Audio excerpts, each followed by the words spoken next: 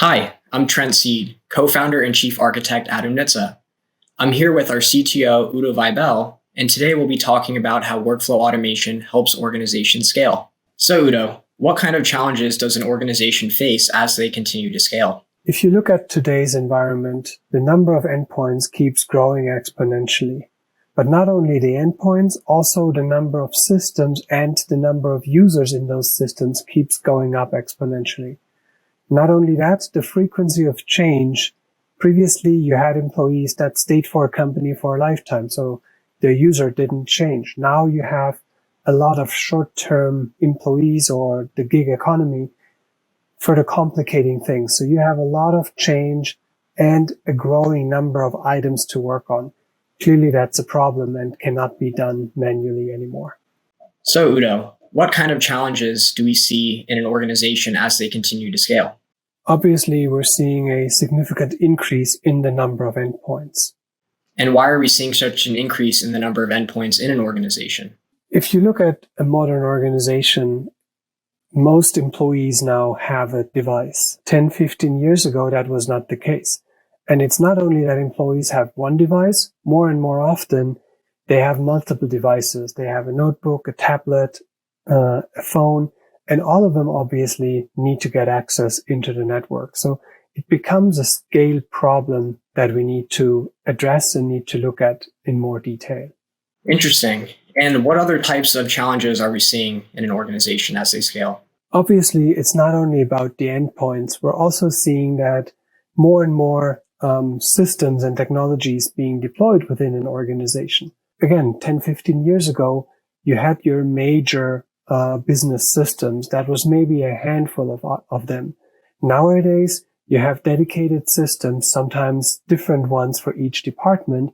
So the number of systems and with that, the number of users is growing exponentially as well within an organization.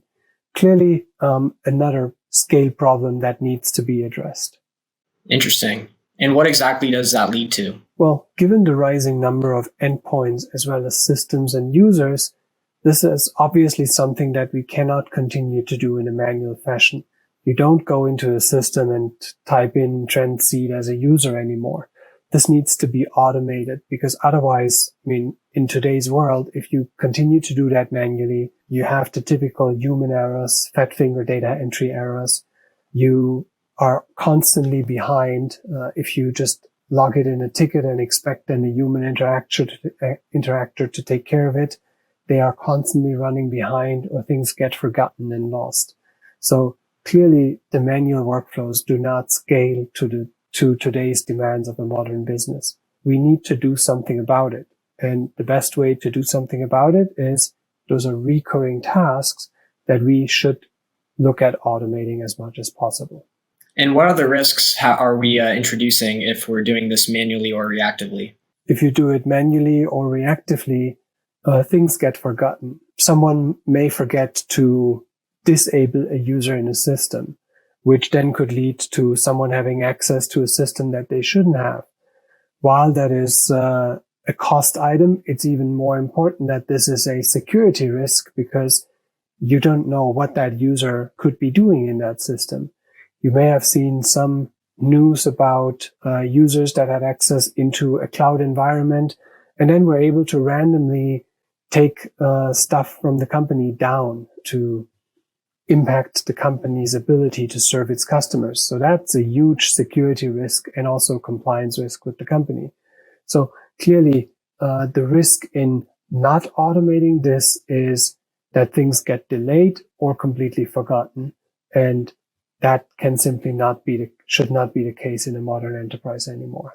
So how do we go about solving this problem? I come with a, let's say, development background. And one of the things that is the kind of idea behind it is to automate and to put it into a workflow. Now, the first step is to identify that we have a problem. I think we've clearly established that here because we have a growing number of endpoints, a growing number of systems and users. That is something that we cannot continue to do manually. The next step is then to document what are the different processes and to identify how frequent are those processes.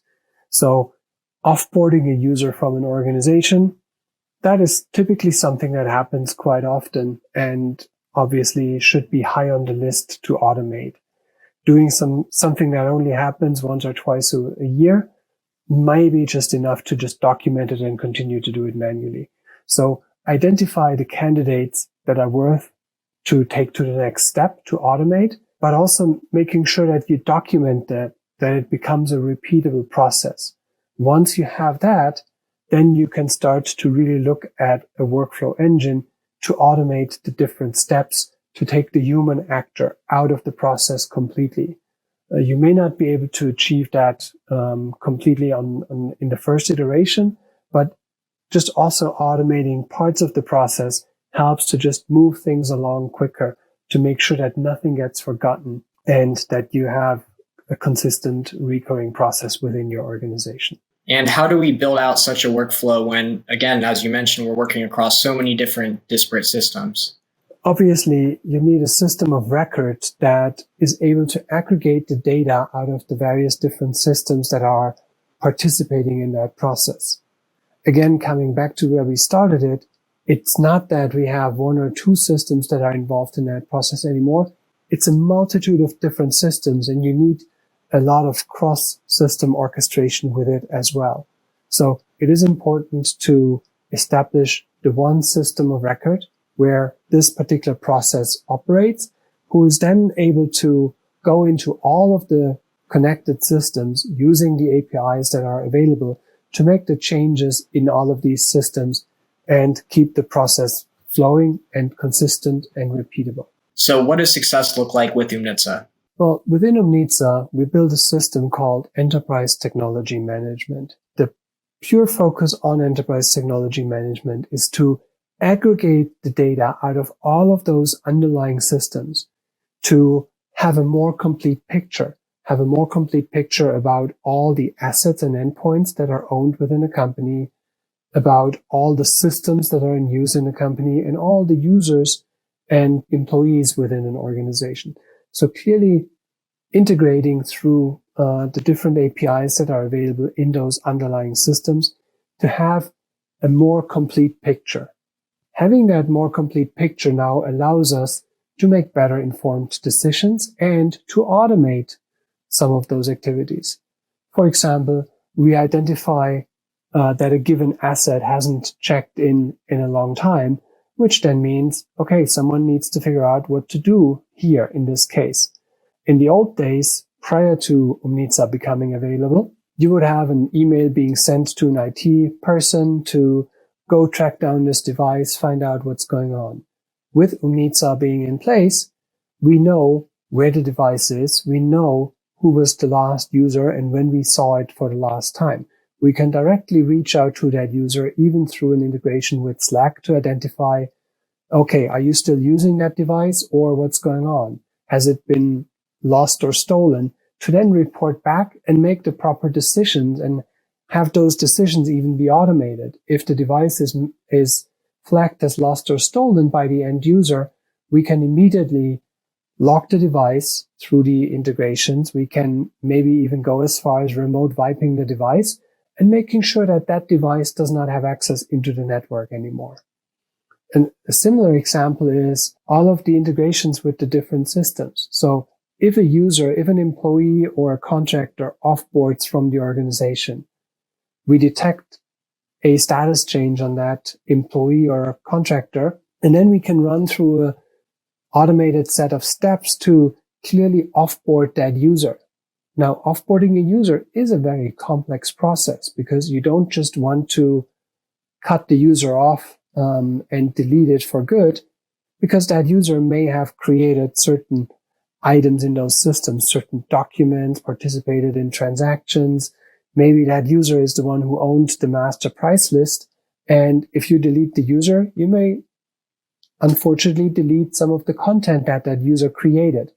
So to avoid that, this is kind of a long running process that offboarding a user is not kind of, hey, you're out of the company, boom, everything's gone. You need to lock the user, and then through a number of steps that could take a week, a month, you step by step kind of remove items from the user until you can finally offboard the user. So those are the type of business processes that we support using enterprise technology management and that we have been able to fully automate together with our customers. Thanks for joining us as we talked about how workflow automation helps organizations scale. For more information, please visit us at oomnitza.com or download the case study linked in the show notes.